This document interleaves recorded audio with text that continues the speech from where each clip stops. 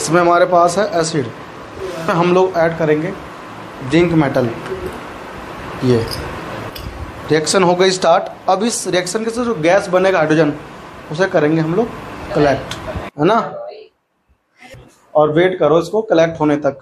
बड़ा हो गया ना, मतलब रिएक्शन जो है फास्ट हो रहा है। इतना गैस हमारा इसमें क्या हो गया, प्लाज्मा में होता है। इस बैलून में क्या है, इस बैलून में हाइड्रोजन गैस है, और इस बैलून में आपने फूंक मारा है ना, फूंक मारने से कौन सी गैस भरती है बताओ? CO2 गैस है।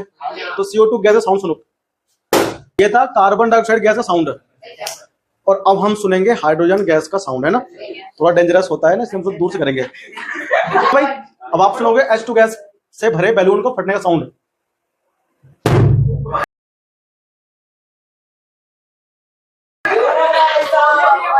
H2 गैस हाईली कंबस्टिबल होता है ना, ये प्रूव करता है, इसलिए इसमें इतना साउंड निकल के आता है।